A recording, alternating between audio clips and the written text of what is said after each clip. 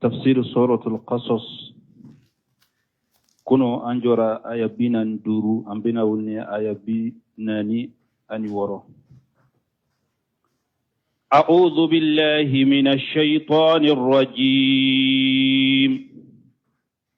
وما كنت بجانب الطور إذ نادينا ولكن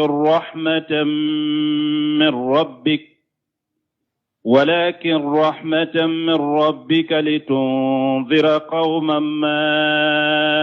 أتاهم من نذير من قبلك لعلهم يتذكرون. بسم الله الرحمن الرحيم. والصلاة والسلام على نبينا محمد وعلى آله وأصحابه وسلم تسليما كثيرا. سبحانك لا علم لنا إلا ما علمتنا إنك أنت العليم الحكيم. أستغفر الله الذي لا إله إلا هو الحي القيوم وأتوب إليه. اللهم انفعنا بما علمتنا وعلمنا ما ينفعنا وزدنا علما. بيد ما شيسويه هجريا باكله أني كمناني أني بيناني أني سبا شهر شعبان نيني هجرا سانكالو شغينا بيسو نيوتان ولو فلاناي ميلادي نصارو كجاتي بافولا أني مغاني فولا سانكالو سبانا بيسو نيو مغاناي مبي باكو جيكوروني غروفولا مسجد سلام كونو. أعوذ بالله من الشيطان الرجيم. وما كنت بجانب الطور إذ نادينا إلى آخر الآية. ni aya min fuleninye ala yayira ako chidema etunte turi shina ikakulu inkerefe tuma minne ala ye Musa ni nyawole. walakin rahmatan min rabbika min Musa ka kibariya min ni fule kana dote ana ka qisa min kala nikate ni nyenne de kabo itigi ala fenna ya kiye litunzira qawma ma atahum min nazir min qablika purika mogo bagabaga mogo munu ni bagabaga li kelamanuma enye la'allahum yatazakkaruna unake sababu ye una miri una tashi min fule ninye ani aya munun be nyogon tafsiri anana aya wore kono ma kunta bijanibi turi ijina deina ni aya min fuleninye wallahu alam asbahu biqawlihi ta'ala wama kunta bijanibi alqarbi iji qadayna ila Musa li amra anta minuka uddo summa aqbaraha huna bishighati ughra aqassu min jalika وكوفي الله نانا كما ينفو چوكو ورلا يا مين فانا كريكرلين نو كاتمي أنت من منك وهو نيداو وللي ألا يوفو آية وركونو ويجي نادى ربك موسى ألا كو تشيدي ما وقت فويكا مغوية وقت مي يتيجي علي موسى ولي وقال تعالى ويجي ناداه ربه بالوادي المقدس طوى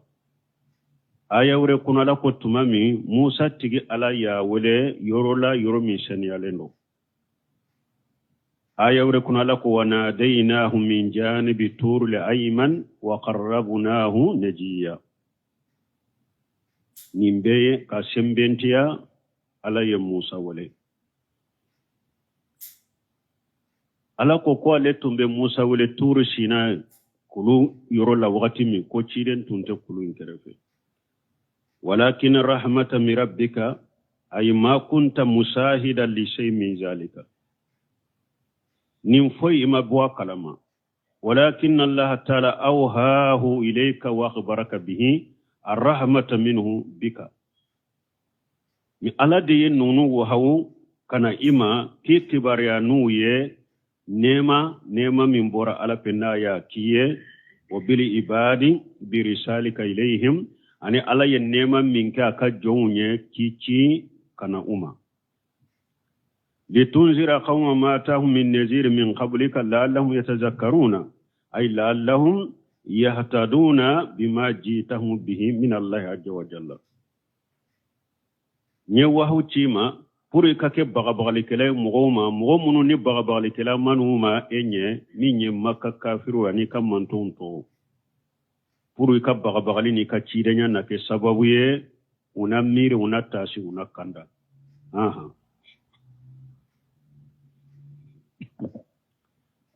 ولولا أن تصيبهم مصيبة بما قدمت أيديهم فيقولوا ربنا لولا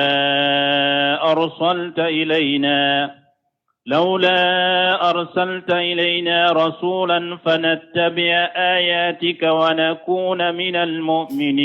المؤمنين ولولا أن تصيبهم مصيبة بما قدمت أيديهم ألقوا ni halla laula kure muni halla ni masibaye maka kafiru soro nu yere ka bolla bara we yere be junubu munum bara ni masibaye usoro fa yaqulu rabbana nu bafo antigi ala laula arsalta ilayna rasula fanattabi ayatika wa nakuna minal mu'minina laula fulade fulani ayakuno laula fulo munye ni maka kafirun ni la jaba yusoro nu ka bolola barawiye janga kata yusoro bafo jawabu law mahajuf ko lawin jawabu ko agena ka boya madoye melanyini ye munye ni ne ala yu la jaba nu ka junuboye nu tuntafo antigi ala ni yaye aw la jabara ciden de maci amma ni ciden tuncira amma anye ala tado antum bake antella jaba ala ko nin tunte ni alema ala na ma cidenci nin tunte ko ale tunte cidenci maka kafiruma ne na ma cidenci muma ni la jaba yusro sisa ujanga katara nu ka junubu sababun ubeta fo ko antige ala ni tunye ciden do ci amma antum bettu ka ayawu ko antum beke mu'miniye antum te kafiraniye nin tuntente la jabachu nin tunte nete ciden chuma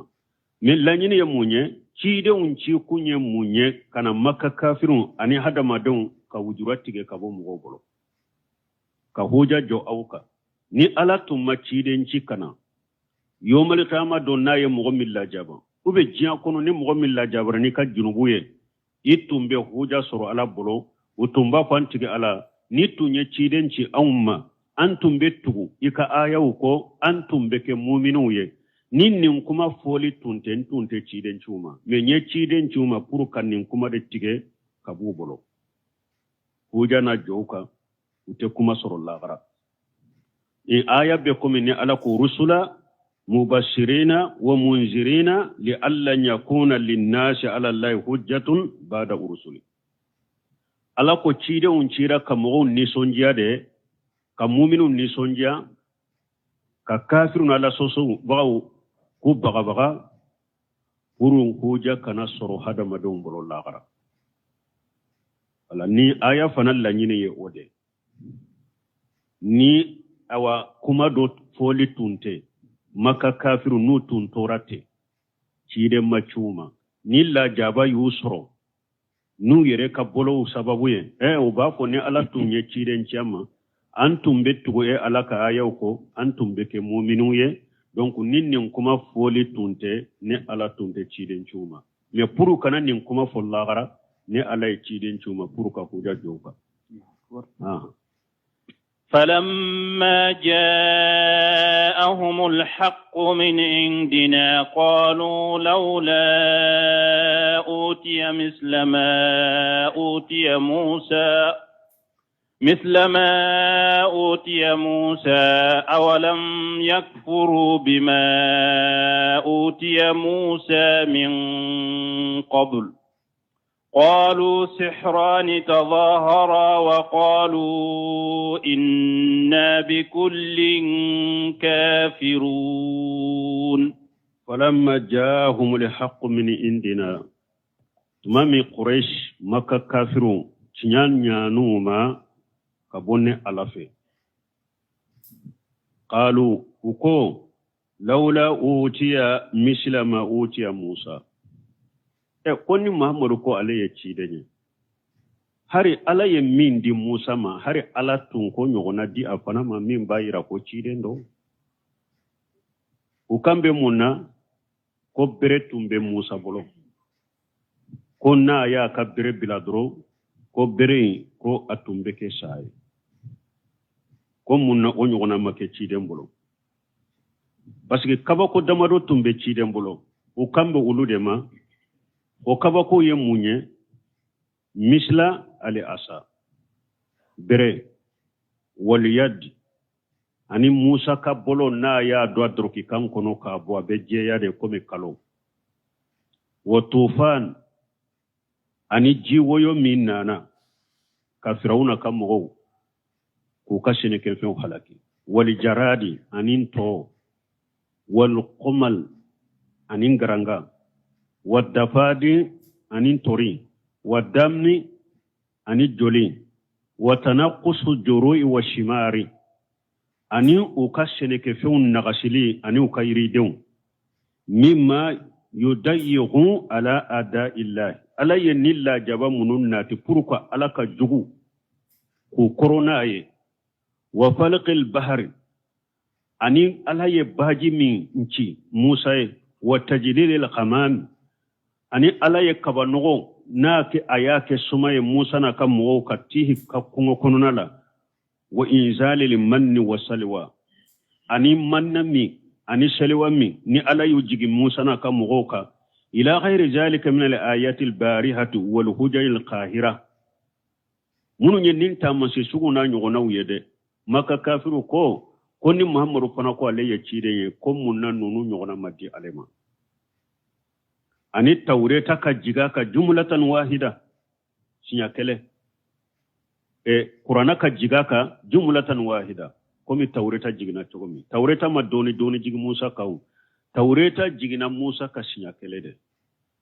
bonni Muhammadu fana ko ale ci denye hari ala ye mundi Musa ma otu nyogona tun kanka di ale fana ma ninta man she munun fora uluka sura bolo Musa ka taureta jigina ka sinya kele Qur'ana ka jigale fana ka sinya kele munna o make maka kafiru yenninde ko tumami tire ni cinyami nanuma uyennin kuma udeke ube cinyen kumbe ala yujabi alako awlam yakfuru bima utiya Musa min qablu alako yala ulude makafira min dira Musa ma Qur'ana nye Muhammadu nye yala ulude makafira noyewa taureta yere ulu makafira ni taureta yerewa kaba ko munun dira Musa yere makana ka mugoma Musa ka mugoma kafira nuye ulu nyewa qalu uko shiharani tajahara ko Qur'ana fulede ko ani taureta ko dabali fulade do droku ye nyogon sembenta ka nyogon deme mai tuma min maka kafiru ye yahudiya nyinin ka min be taureta kono Muhammadu kola aforun ye ani mun be Qur'ana kono ciden ka kola na ka dina kola o yo do uko ko Qur'ana ni taureta ko dabali fulade de ku ye nyogon sembenta dro ka nyogon deme ka nyogon cinya tigiya ni min fule ni nye shiharani tajahara kalanchoko fulabal kalanchoko dobe bisbatil alifu shahirani tajahara ni yakala ochoko la shahirani tajahara dabalikela fulade do uyen nyogon deme na kala no kalanchoko da maana sababina la الأول موسى ومحمد عليهما السلام وهذا قول مشرك العرب niya kala sahirani tajahara kuma folo ko Musa ani Muhammadu kon nunu nye dabali kila fula de dro ku ye nyogon sembente ka nyogon chiatiga ka nyogon demi maka kafiru ye ninde ko maka mushrikun niya kala sahirani tajahara akoro folo maka mushriku ko Musa ani Muhammadu ko dabali kila fula de do kunu ye nyogon sembente ka nyogon demi asani fulanna Musa wa Haruna وهذا قول اليهود لهما في ابتداء رسالتي ما نفلنا ساهران تجاهرا ما نفلنا من فرالا كم موسى أني هارون كن نون مغفلا بيد بالكلا كو ينيون دمدرو كنيون سامبنتيا دوني نينفو يهوديا ويدي نينفو موسى ني هارون يه وكاتشيدنيا دامنا وقتي يهوديا kuma sabana salisu Isa wa Muhammadu sallallahu alaihi wasallam wa haja qawlu yahudu al-yawma kuma sabana sahirani tajahara ko Isa ani Muhammadu ko nunu fulay dabali kala de nu ye nyogon deme bo sisa yahudiya munun be jian kono uluka kuma ye oye qur'ana be ji wati mi yahuda ka kuma ye oye ko Isa ni Muhammadu ko dabali fulay de nu ye nyogon sembente ka nyogon deme munye imamu na bakawi Qurtubi aben nunun fo aka tawsirila sahirani tajahara ni bunkasiri fanata abu ulufo sahirani tajahara do ba fo Muhammadu ani Musa do ba fo Musa ani Haruna do ba fo Isa ani Muhammadu wayede sahirani tajahara me kalanchogo min fula amboloya shiharani tajahara ka alifu imboye woyede Qur'ana ani Taurata Qur'ana ni Taurata de yoye kalanchogo min fulambolo ya woye Qur'ana ni Taurata qalu makka kafiru ko shiharani tajahara ko Qur'ana ni Taurata ko dabali fulade de nu ye nyogon sembentiya ka nyogon deme wa qalu ko inna bikulli kafiruna ko Qur'ana wo Taurata wo an kafirna be amma swashima قل فأتوا بكتاب من عند الله هو أهدى منهما أتبعه إن كنتم صادقين قل ما مرافوه فآتوا بكتاب من عند الله هو أهدى منهما أيوة ni au kafirani Qur'ana ni Taurata no ko Qur'ana ni Taurata fula ye dabali fula de nu ye nyogon deme fatu bi kitabin min indillahi ayna ni kitabu ye kitabun min be bo alafe huwa ahada minhuma kitabun min kandalendo ni kanda ba kono katime Qur'ana ni Taurata kake attabi'uhu na no kitabu ye ne fana be dugo ala ko ciden fana kan nin fuye ni au ko Taurata Qur'ana ni Taurata dabali fula de ku ye nyogon deme de kaw kafiranu fula beye au fana ni kitabu doba au bolo kabo alafe min kandalendo kateme Taurata ka kateme Qur'ana ni Taurata ka kandabe min kono kateme Qur'ana ni Taurata ka ayo nanani oya ko yiranne fana la ne botugo ko in kuntum sadiqina ni aya surawu ye cinya tigude ko Qur'ana ni Taurata dabali de ko Qur'ana ni Taurata nyogon deme kaw kafirani Qur'ana ni Taurata ni aya surawu fana be cinyaka kitabu min ba aw fana bolo ni mbora alafe na kandalendo katime Qur'ana ni Taurata ka kanda ba kono katime Qur'ana ni Taurata ka ayun nati ne fana ko ye ni ne yo ye ne fana botu ko na ya surata ye cinyaye ay nano ye ke فإن لم يستجيبوا لك فاعلم أنما يتبعون أهواءهم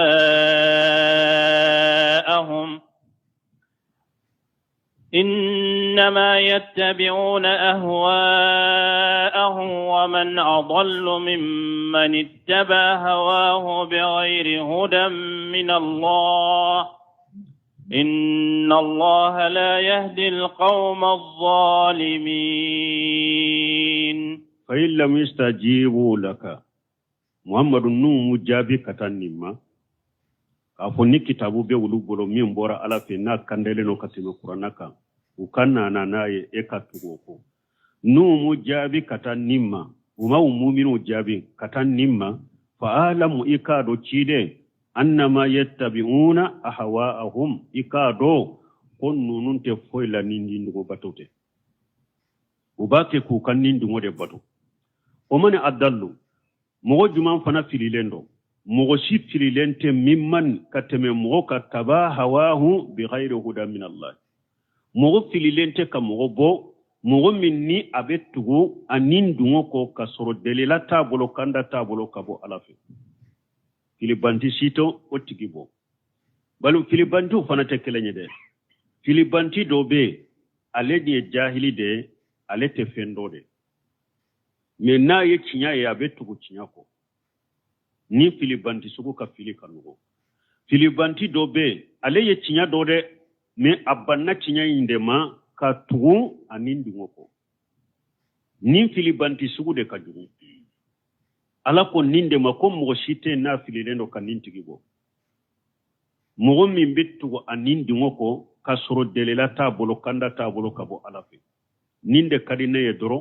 ninde de ne ka nyana ma ya chogo beta ninde de ne ka nindi ngo beta ninde do ne ka bendia beta abetugo ko kasoro della shita bolo kabo alafe filibanti shite mimbo tigibo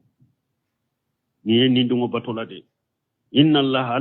la yahdi alqawma zalimin mogommi nyetto nyali kelaye ala te to nyali kela kanda de mogo be nindungo batola kasoro delila ti bolo etto de ko to nyali kela ala fana te to nyali kela mogo yetto nyali kela ala to tigila mogo kanda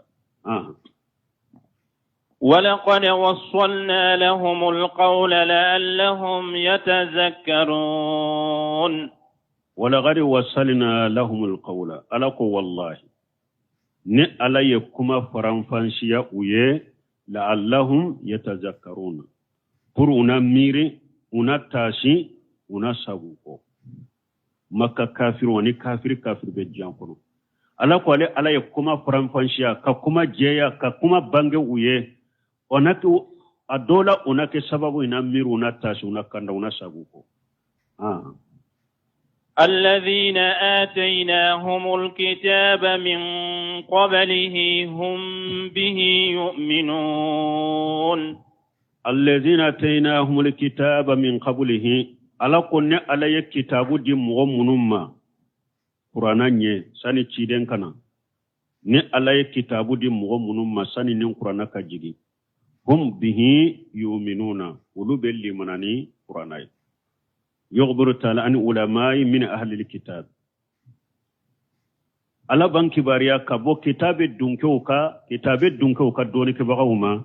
annahum yu'minuna bil qur'an ko ulu belli manani qur'ana كما قال تعالى الذين آتيناهم الكتاب يتلونه حق تلاوته أولئك يؤمنون به alako kitabu dira mogo munum ma yahudiyan nasara munu nye tawreta kala akalan cogo nyuma la katugo ko kome ala yu nyamariya cogo mi katugo injila ko kome ala yu nyamara na cogo mi ala ko nunun tigila mogo nindoni ke boka sugu kitabe dunkawla ulube limunani qur'ana ala ko ayawre kono wa immi ahli alkitab laman yu'minu billahi wama unzila ilaykum wama unzila ilayhim khashi'ina lillahi ala ko mo kitabe dunkew akom mo dobe kitabe dunkewla qur'ana min jigina auka ubelli mana naye min jigina ulu yere ka fana ubelli mana naye nubu yere majigi alai inna kunna min qablihi muslimina kata aya labana ala ko alladhina atainahum alkitaba min qablihim bihi yu'minuna وإذا تتلى عليهم قالوا آمنا به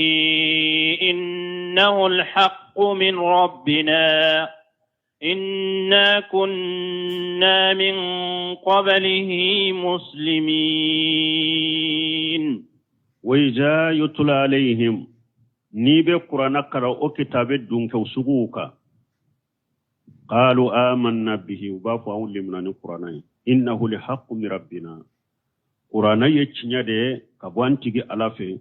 inna kunna min qablihi muslimina sani qur'ana in kajigi fana aya soro aw nyeslama de yani min qabli haja alquran kunna muslimina nin qur'ana jiglinye antu nyeslama de ay muwahhidina mukhlisina lillah mutasabbihina lahu mustajibina lahu sani qur'ana kajigi antu nye tawhidi tigide antu nye dusun kalasi bagawde alaye antu nye ala jabi bagade kitabe dunke munu nu limana ni tawreta kabara ke ni tawreta kabara ke ni injila ni qur'ana karana uluka bennin kuma sugude ko أولئك يؤتون أجرهم مرتين بما صبروا ويدرؤون بالحسنة السيئة ومما رزقناهم ينفقون أولئك على كتاب الدنك سقو فلد يؤتون أجرهم مرتين بما صبروا على بن نونك سردو مسنيا فلد نوك سبالي سببولا ويسبري منك كسبالي كلمنا نوك كتاب جيجنوني كسبالي كلمنا ني قراناي ويو سبالي منك de ne alabu ka sardو ما سنيا فلا barman ore qatu bil nawfal oya doye ale tunya arabu de me akera nasara ya donnan nasara dinala kan nasara ka kitabu kala tuma mi chide nye jibrila ye asiranna ajrolen na namba karija tuma fo be yere jammilun ko birina isiranna nyere korode amba kadija to kwama ko I hakili sigalate ko jugu ke ela ibe hinna fantawula ibe hinna liyatimula ube ko doke nyuma ya udoke ni ete mo worete se ko nyona ke alate etoro meche do be ba fo more katum bin naw fali ni beta oma o ye chokorbay o be fencha mando ambeta ofe ye minye iya ye chogomi ba fo ani chiden tara wora katum bin naw fali fe ka koddantige warqatu bunna fal ya cire nyininka aye minye aya ye chogodi cire nya chogofo akwa ma haja na musulleji unjila ala Musa embrenin kanna nasarau ka kanno ba ko jibril ran namus ako jibrila min jigina Musa ka ke cire nyede ode bena ifanama ibina ke cidende min ne ba natamba kanu dommi ni kam mugo bi la boya akan ne soro kamalen kogolenye nimbe se ki deme ciden ko ne kam mugo be mboya basimbal mo nyodo fo nincinya ni kanyi togo kana joni tawhidi wolele ni cinya wolele de ante sego fole la de har bi dore do vokalibla ko nyere ba fanka kuma la kacaya ni har banka do faraka de ko jamana in kono ichewo imuso akoni mo ko ni sunna cinya iya fo mogoye ima fo mogoye gele ya bi kade kabila ukonona la du ukonona na kiun ukonona na misiru ukonona la gele ya bi kade degum bi kade ni mo ko ni sunna haqiqa bi dinya kono ini degum be jogona ni degunde be jogona Muhammadu fule tumba fama Makka kafiru ire Muhammadu Laminu dalen tumbala ulu yetanuni sugu be fo aye me domya ko ala kelempe ka bato fa koro tumbe fingore bato mina kadabila uko mo shimana ni ko juga ka kabila kono ka Muhammadu bo ko sinji faralado ma faralado abi hada madon fara ati hada madon fara nyogonka fato de do donkile nimbe foray warqata bunna fali ko mbana ta dommi gulla boya akan ne soro kamalen koronki deme ci den ko ibenne la boya ako ini min fule kana ala kelimpe o kabbato akum mugo shi mana illa udiya mugo shi na mana dugu mugo ma illa udiya ako ini min bena dima ko ka fo mugo shi na mana dugu mugo la jamala ko kona de ibi jugu ya de ibi ko ube bili contrôle ibi juguya de ini min bana mo simu daba ko ni ma juguya wara gata gunna fal ka kuma min fulani nye abe ko mi ciden ka cidenya ale sonnama ko ale bannata parce que ya sura le korola ni ciden ba labo ya dommi aka le soro kamalen kura ka demi bal mo jawo ya iranna nin dina ni hada made aya ye a jolembe tawhidi ni sunnaka an ka deme de dina hata gilembe demeli de la min jolemba ka deme ako adomba natanki deme awa ni wori gatu gunna fali ale limana ne cidenye a fatura me cidenya ye sogola ko ale yaye arjanna kono nabi nyimo ka sogo ye wahawde wori gatu gunna fali ale benin nunu na munun ka sarabe duma sinafula najashi be ulula ale nasara de najashi ale tumbe habasa tuma mi shebo yere torora makka kuddegu kunyangi ko pasge utugura cide onko degum bonyanu ka cide onko ma akonye masake do kibariya mi habasa nyame ko mugote to nyale bolo ayeta fe sani ala yere kanani ko do ye lafiya kana ayeta ofe jafara ni jamakulu do tara tuma mu tara ye maka kafiru mato hari ni ubora ka duguto au bolo umato la de ni mugo minyi nincinya ko ka cinya tigu kontro ati toye de ni ala de ma donya che ati toye da abrafo aki bide me ala de bu dese haru talen ko fe habasa quraishi ye jamakulu do de wulu nofe kakkadon chama duma e wannin kado ko fana ye sila mo chama ka sila me cinyano de depi gale hari binu ba fe kam go munum mabocinya la ko mabocinya tigila o kado posono de be di awma ka posono de aw kono aw nyana ba ke ka nyumanke awye mo be nyumanki yede pour ibe cinya min kai ka dabila ube ka debraje ka bocinya tigima nyuma mi nyo ye posono de do ni ba do ikono la uye kadon chama duma ko kata uka kadon nunun din na jashima ko nu ye kadon nunun dama nu ye kuma min fo ko abeso ka nunun duma unu bena utara uye kado bauta ku dama ko mo munun ba mfuro ambolo ibolo ya de bora fa ko dina de lade uye ewa tora de lasu ka mo made ubolela kana ifeya annana ay ka odo ulu de damma ute mo bonya ima ya hare au nana nye sujudi biye ni ulu nana sisa ute sujudu biye na jasi ko basi tala menete se ku dauma re mbe ulu fana lamede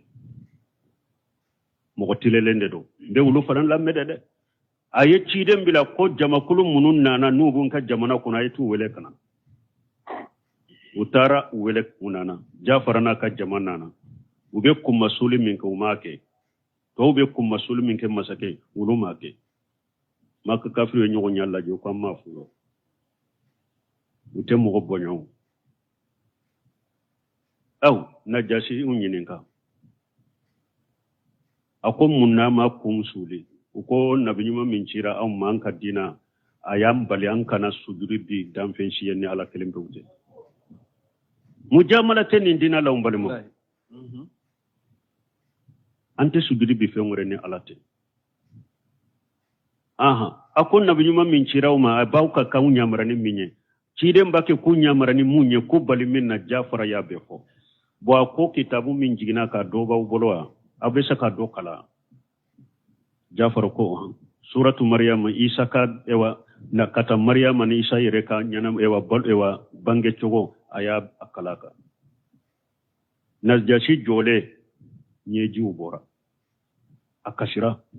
iriwayo dola birila duguma ka kalata akoye miunfo aka kitabu kono isa ka kibariala ani miunfora anka kitabu kono ninkala nyogona tiunu nyogonje ubede kelenya ako maka kafiruma ako aka jamama aye kado munum mina nonuna ayo ka kado saguma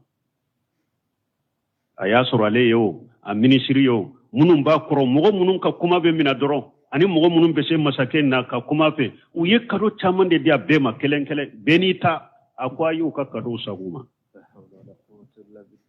akonte nunun dia uma koy ayu ka kado saguma uyu ka kado saguma akonte nunun dia uma balmo nunun yelle sode jalla ba ufle chogo me mogo mi janto yirela dumuni bi talo ki boy ka chinyaka wori bi talo ki boy ka chinyaka sogo be se ki talo ki boy ka chinyaka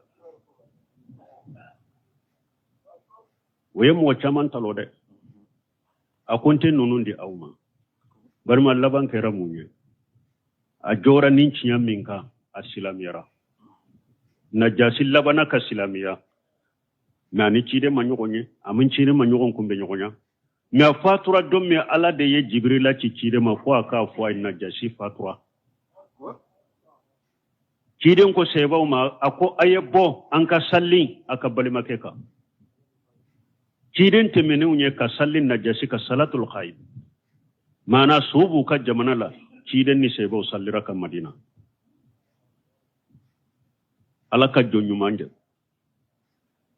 ciden ya a wele ko rajulu salim ko mo nyuma do sarabi abalima tabina de do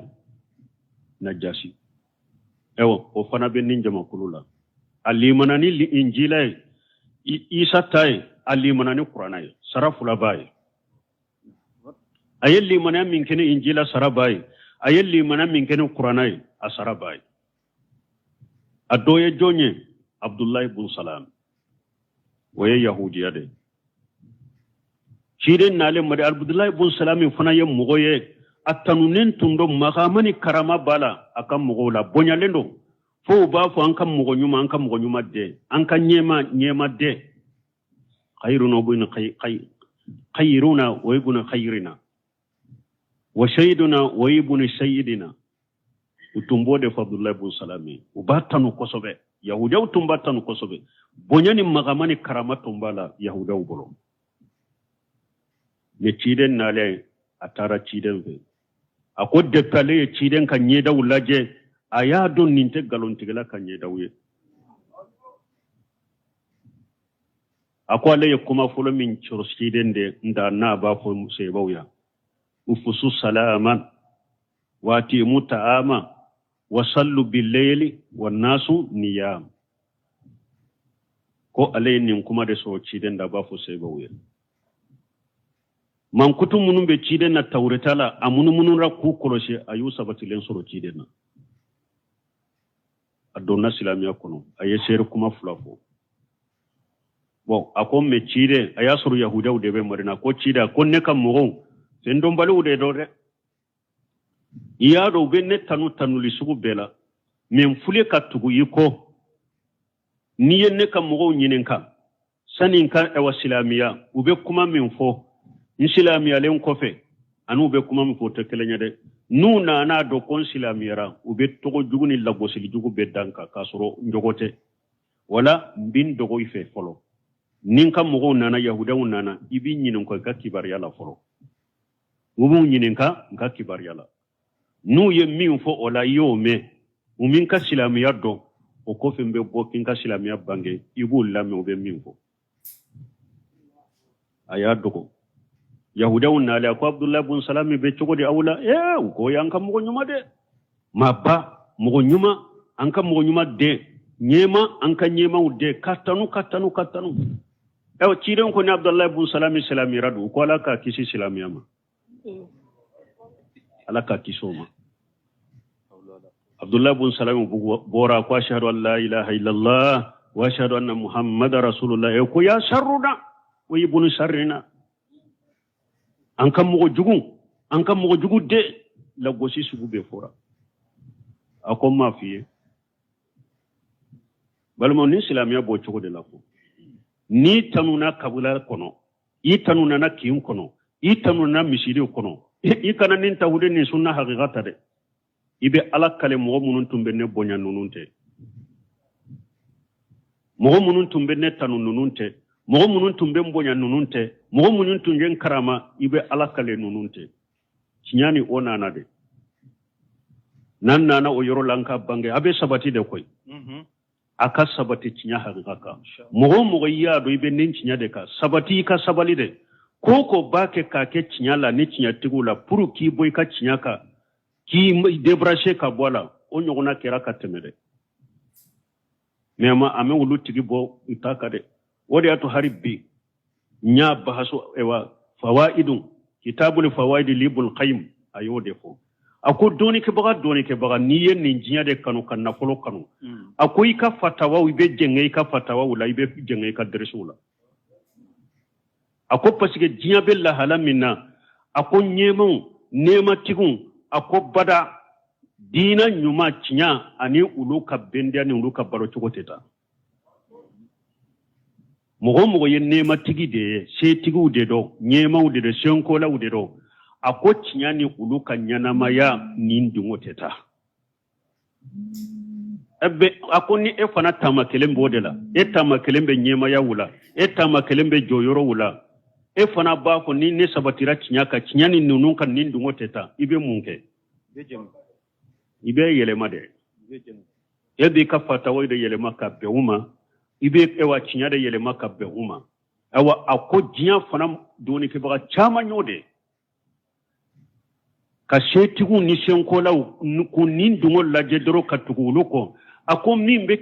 tugu cinya ko cinya min ni shetigu nindungo te ako doni ke baga de ka do ulu de tungaranke mugo chela sisa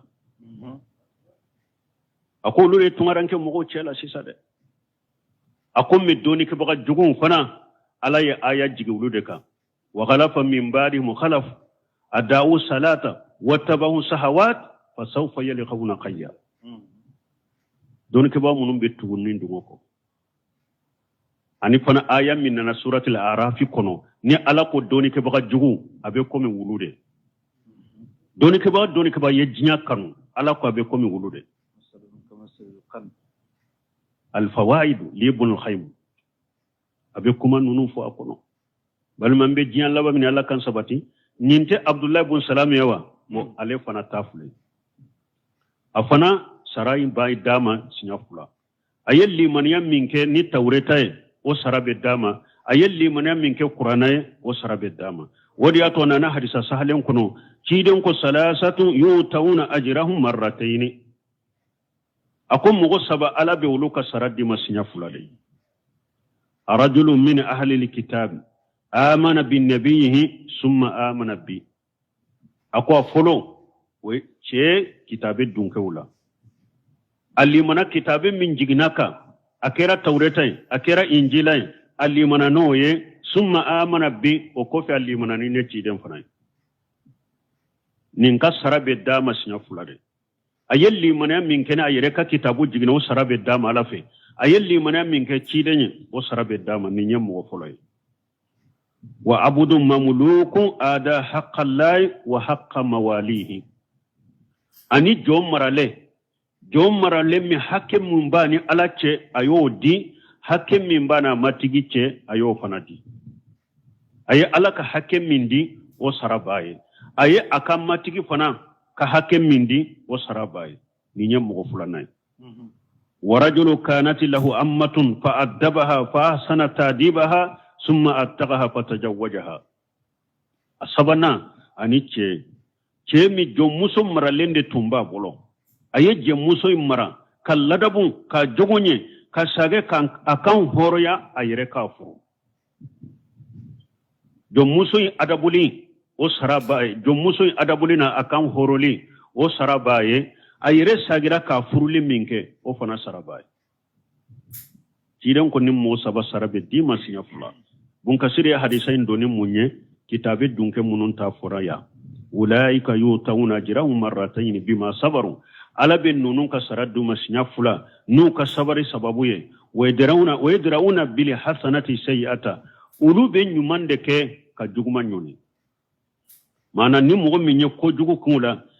la yuqabiluna sayya bimislihi ni ye ko jugu de fuye ube ye ko jugu kula uluti kumbe ni ko jugu yede ulubu kumbe ni nyumande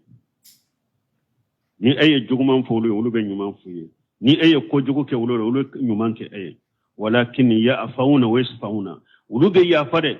ku konnan jiya mo wiye ode yenni alako wayadrauna bil hasanati sayyi'ata ni mo mi nyekuma jugu fo uluye ulube kuma nyuma foye ni mo mi nyekko jugu ke uluye ulube ko ewa ko nyuma ki ye ube ya faima ubu ko nanjake katima wa mimma rajaghnahum yunfiquna ala yun garjage nafulo min fanala uba ado nafaqati min ye wajibi yuka ukaddemba ya nafaqati ani ewa minye ewa jakawye ube ulubo wa agharibihum anu kabbali masru fi nafaqati alwajibati li ahlihim wa agharibihim ukaddemba ya min kan demba kan nafaqati min wajibirka anu kabbali masru munun kan nafaqati wajibirka ubu uludi wa jakatil mafrudat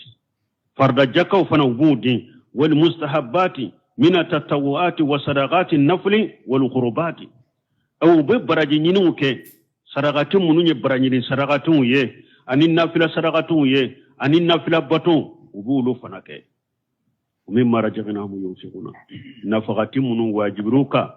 ubo ukanna folola ube jakka bo kanna folola sadaqati munun fana ye baraji nyinu ye anini bato de koko ye bato kode ni na folo be duala na bi gere alala ubo fana ke mimma rajaghnahum yunfiquna وإذا سمعوا اللغو أعرضوا عنه وقالوا لنا أعمالنا ولكم أعمالكم سلام عليكم لا نبتغي الجاهلين. وإذا سمعوا اللغو نو يبتركما كما من يجنبكما ويه وبوبا أما أعرضوا عنه وبو كودي أمكتا وإذا سمعوا اللغو أعرضوا عنه أي لا يخالطون أهله ولا يؤاشرونهم مغو بباترا كوديكا باترا كودونكيو ulu te nyagambi ulu tigila utu tigu ku jenyoyere kuma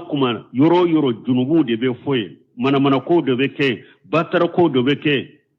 nunun tigila mugo ute nyagambi ewa galonke bagawula ute nyagambi batara kuma fo bagawula ute nyagambi junubu fo kuma bagawula ute nyagambi awla utaw jenyonya aradu anhum ubu ko de awmade ku yere tige kabo awla unate foila nuya ye alaka jonyumo nin sugu unyagambira mogola uba fe ki welede ki boy kangalonde la kan neshi hakiye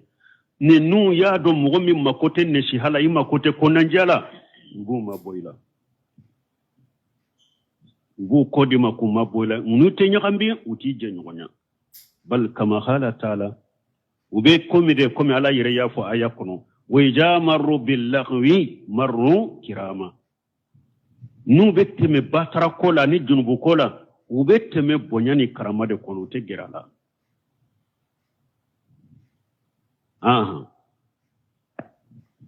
إنك لا تهدي من أحببت ولكن الله يهدي من يشاء آية مدافع وقالوا لنا آمالنا ولكم آمالكم وبافو باتركما فولا وني باتركما كلا ولا أكبر وباوبلو أنفنا كبار وبامبلو سلام عليكم ما نوبكما فو يكما من بو كشي منا مغوما لا نبتغي الجاهلين أنت جاهل يلا نينكو جاهلين jenyogonya ani jahiliya antola nyini ubenninde fo la nabtakhil jahilina ay ija safi alaihim safihu ni fendom bali minni ka fendom bali yan nyasuma wa kallamahu bima la yalighu bihim aljawab anhu nu ye kuma do fu ye kuma mi ni amanka aradu anhu wala mu yukhabiluhu bimislihi min alkalam alqabih ubu kodima ulute kuma jugu fo ye eka kuma jugu nyogona utafo wala yasduru anhum illa kalamun tayyib fo ite bo ulufe ko kuma nyuma lana amaluna wa lakum amalukum assalamu alaykum la nabtaghi aljahilina ay la nuridun tariqa aljahilina wala nuhibbuha la nabtaghi aljahilina kure munye mana jahili sira ante jahili sira la nyini ante jahili sira fe jahili sira anta la nyini anta fe benni ndefo o kofi yaqulu ta'ala li rasuli sallallahu alaihi wasallam innaka ya muhammad o kofi ala ya fo akaci denye ako muhammad innaka la tahdi man hababuta akoy te saka mo kanda min kadiyede walakin allah yahdi man yasau me ala debe mo kanda min kanda ya ala jiya wa huwa a'lam bil muhtadina ala debe kanda bagado de balamani aya afana nafaka cha koriya bake kake ni aya jigina abu talib ciden binanke ka kibariyatela abu talib ye cide aye ajija ciden na kosobe ka deme sugumbela tumami fatuli nana abu talib ma ube ambe ninto drisure ha akai wa anga amba pasigan nafa kabbo la nyini tumami fatuli nana abu talib ma drisure inshallah ambe sage aya on ka tafsiri aya injigina abu talib de ka kibariyala anka do fana kanda ye choguya fulade hidayati tawfiqi wa hidayati irshad ka kanda noni ka do mo dusukun kono uba fo ninde ma hidayati tawfiqi nimbe ala de bolo ninte hada ma de bolo de ka kanda do dusukun kono obe ala de bolo ti hari ci de bolo ala yo kanda sugu de bo bolo ya hidayatu irshadi kasira irila ala tay ninde ke kanan ninke nimbe ci de bolo wode fora aya wore kono innaka la tahdi ila siratal mustaqim ala ko cide e bake kam mo kanda kata siramin tilelelo ba fode ma hidayatu rishad obe cide mbulo ne hidayati tawfiqi wode abu talib taye wote cide mbulo abu talib ye cide demelim minke kosobe cide nya kanu akana sa kafirala tumami saya nanama abe banala cide nanama kombinanke la ilaha illallah fo ni la ilaha illallah fo nin kelma kele ni ya fo mbe huja soroni ni la garambe ala deliye ko ala ka yafima na ya soro sigi nyogon jogo mani de abu jahali ani abdullah ibn abu umayya ulube abu talib koro ni ciden kombinanke la ilaha illallah fo na huja soroni ni la garana ala deliye ulu mo fula fana ba fo iba fe ka bo abdurrahman talabi ka dina ammo ke ka dina lawa nko fule ka chama halakino de kori wahabiya umi yele made kori wahabiya umu fana bo ifataka kori wahabiya umi bo mo ke utaka ki halaki shige nyogon jugu ube chama halakini nchogodela ni mo fula ya abu talibi ukera sababu ya sara kafira la nchogodela sigi nyogon jugu ani je nyogon nyuma chire nyomi salafo bale mo de ya ton ko feyi apese ka nyafo amba daya ni ala sonna derisu wore ambe continue la subhanaka allahumma rabbuna bihamdika ashhadu an la ilaha illa anta astaghfiruka wa atubu ilayk jazakallahu khair tafsir suratul qasas